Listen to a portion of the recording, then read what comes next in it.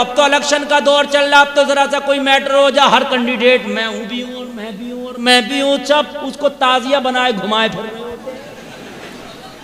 सही बता रहा हूं मैं, 5 साल चाहे आए नहीं आए, मगर ऐसे मौके पे कोई मैटर हो जा, एक कांटा छिज जा, तुम देखना फिर। समझ रहे हैं आप?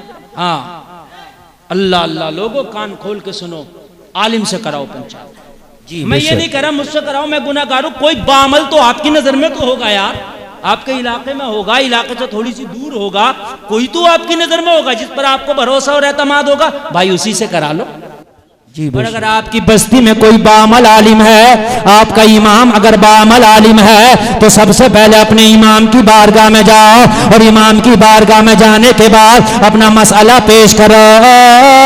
लोगों जिसके पीछे इमाम बना के नमाज पढ़ते हो, अपने दुनिया के मामले में भी उसे इमाम मान लिया होता तो गैरों के निहोरे ना करना पड़ते, गैरों को सर ना कहना पड़ता।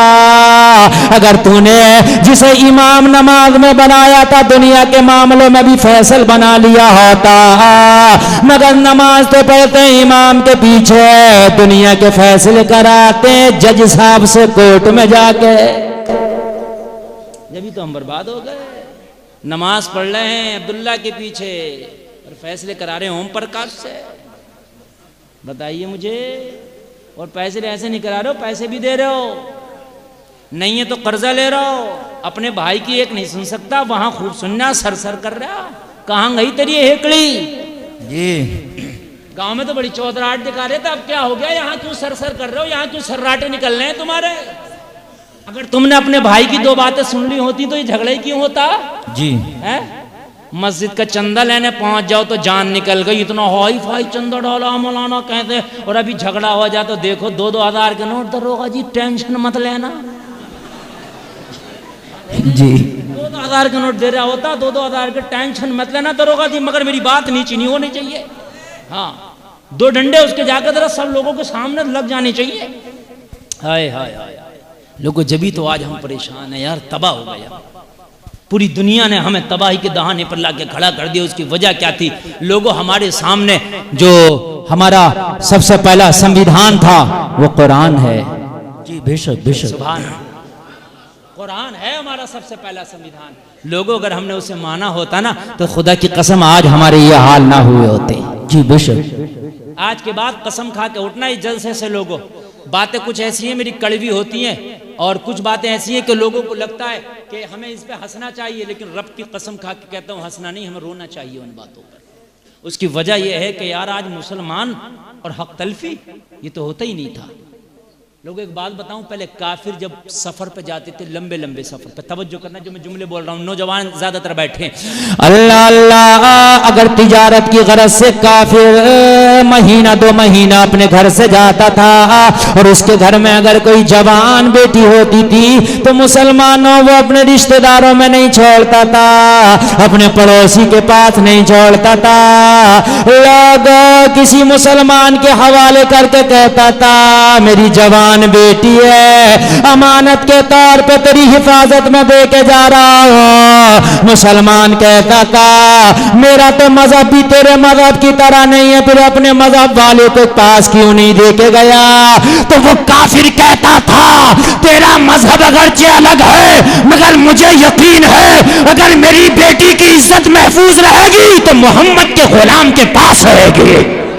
माशाअल्लाह, मेरी बेटी की इज्जत महफूज रहेगी जी, तो उसके पास रहेगी जिसने मोहम्मद का कलमा पढ़ा है जी। बेशक बेशक। यार ये काफिर के जुमले होते थे कि आज अपने दिल से पूछो, है हमारे सीने में वो मोहब्बत, क्या है हमारे सीने में वो ईमान, क्या है हमारे सीने में वो पुख्तगी, क्या है वो हमारे सीने में इस्तक़लाल, क्या है वो मोहम्मद की गुलामी का जज्बा।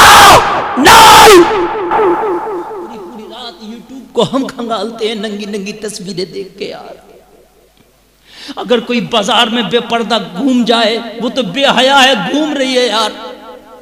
एक कुत्ता अगर बुराना है तो लोगों उसको काटा नहीं जाता, अगर वो किसी को काट ले तो उसका इलाज किया जाता है।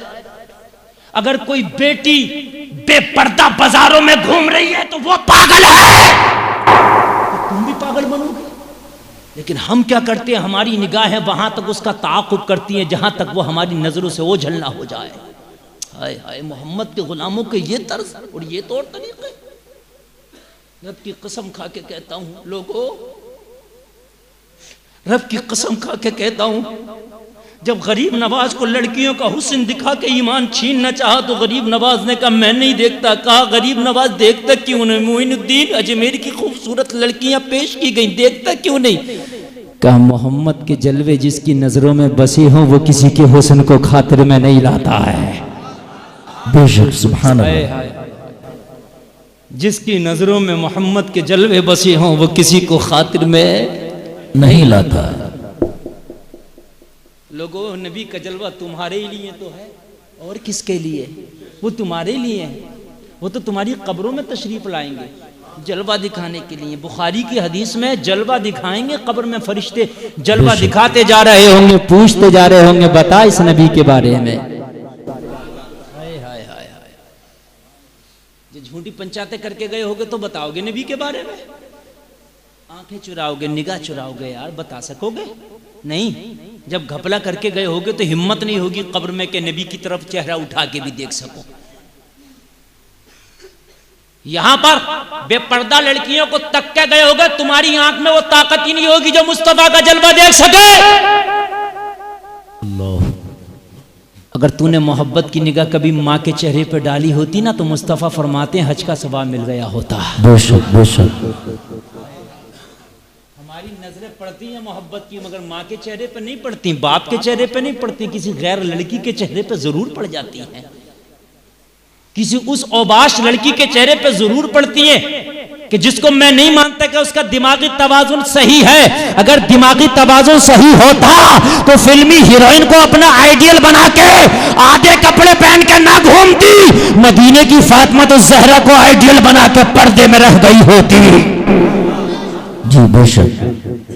यार कब्र में यार लोगों, अगर मुस्तफ़ा का जलवा देखना चाहते हो तो फिर दुनिया में किसी बेपर्दा औरत को देखने के लिए अपनी आंखों पे ताला लगाना होगा। जी बेशक।